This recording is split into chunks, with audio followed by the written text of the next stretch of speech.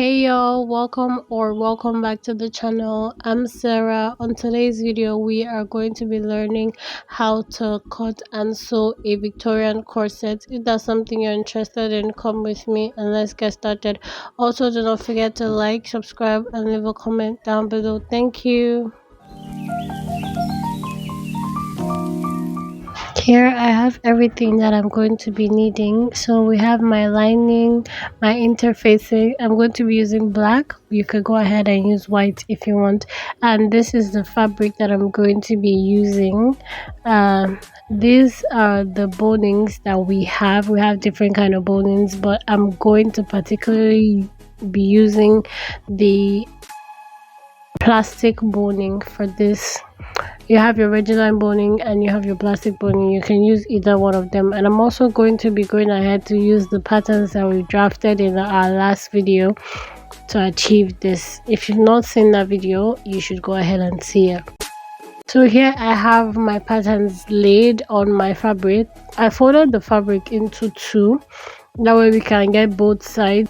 Here I'm showing you what I did with the center back. So I went ahead on both sides of the center back and I left 3/4 inch, but for the front I only left it on one side, so my front will be closed. I'll have a center front which is closed, but for the center back I'm not going to close anything because I'm going to be using eyelets for this.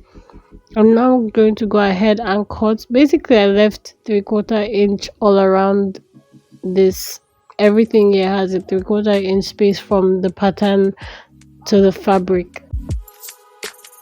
And for people like me that went ahead to add sewing allowance on the sides, you don't have to add your 3/4 inch anymore because you've already added your sewing allowance. I already went ahead to iron my interfacing to this, both the lining and the main piece, and I'm just now going to put everything together using the 3/4 inch space that I left from the pattern onto the fabric. So we're going to be closing this by 3/4 inch, and there's a reason for that. You'll find out very soon. So I'm putting first the center front and the center front middle together, and I'm just going to use my tape to mark out 3/4 inch on this, and then I'll go ahead and sew.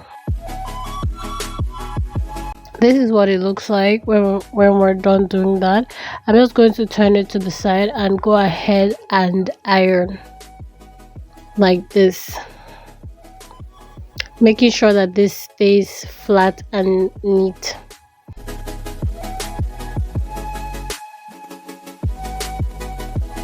I'm going to go ahead and add the side front to this.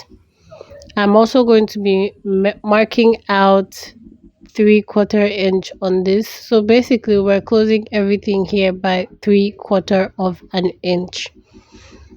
We're putting everything together by 3/4 inch, and I'm going to do the same here. Go onto my machine and sew by 3/4 inch, and this is what you should have when you're done.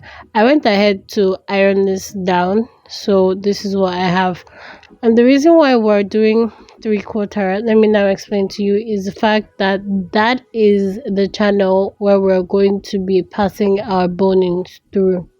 I'm just going to take 1 and 2 off the back and pin it down so I don't forget what it is, and then I'm going to go ahead and sew.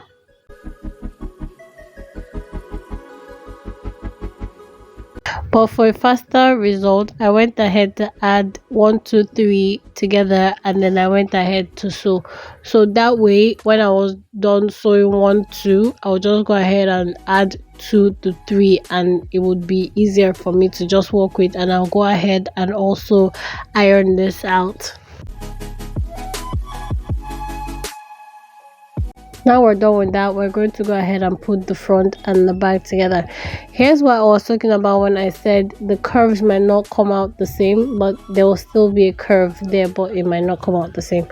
So at the edge here you can see that not so curvy part. Yeah, so I went ahead to close this with the allowance that I gave for it, and I'm just going ahead from the parts that I've sewn now to mark out 3/4 of an inch, and I'm going to go ahead and cut out the excess.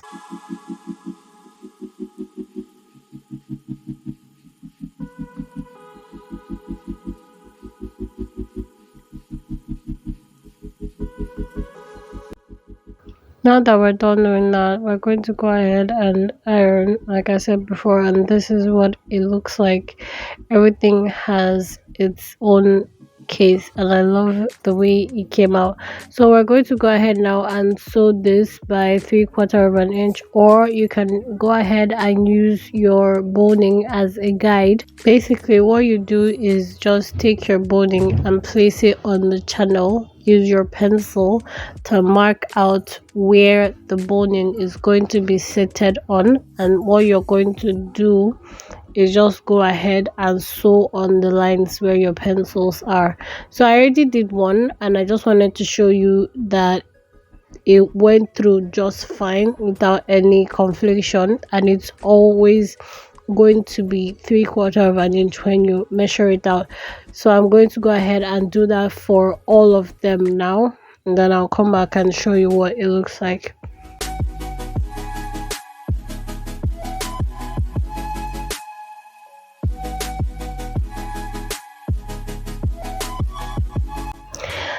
Okay, here I'm going to be adding a customized backup because I wanted support not just from the bonings but also from the inside. So I'm just going to be adding this customized backup on the inside of it, and I have this up on the channel, so you should go and check that out.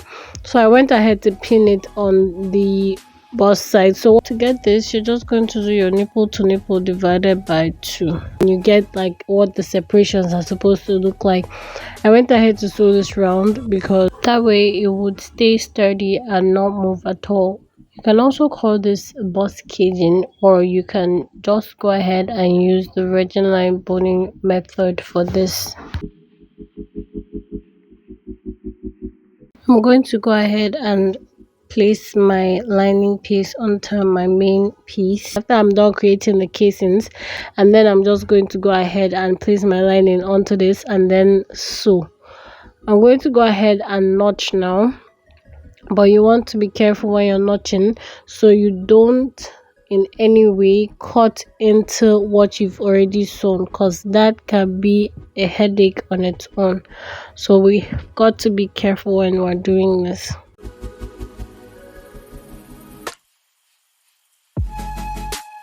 Now that we're done doing that, we're going to go ahead and beat it down. We'll just face it towards the lining piece and beat it down. And when we're done doing that, we're also going to go ahead and close the sides. So this is what you should have when you look at your work. Remember that we've done the casings, right? This last casing that we're about to create will just give that part strength for the eyelets to sit. So basically you're creating a casing for both the boning and a space where the eyelet is going to sit. After I do that, I'm going to go ahead and close it up and then start adding my bonings to all the casings that we have here. And let me just say, no matter the position that your boning is facing, for some reason some people say face it towards the back or the front. I don't believe in that. If you face your boning any kind of way, when you go ahead to iron it, it's going to stay flat. Here I'm just going ahead and measuring 1/2 inch at the bottom part, and I'll cut it off. And yeah, we got a lighter. Remember in the last video we had to use matchsticks. I decided to get a lighter and just go ahead and burn this out and then push it in. And we're just going to do that for all the casings. Remember in the last video where I said you would need a lot of money because there will be a lot of bonings to add if you're going to be using a lot of space. This is what I meant. For this, I used 3.5 yard of boning for just this cloth. So you you know how much boning it is in your area, and then you calculate how much space you're willing to make for the bonings to pass through.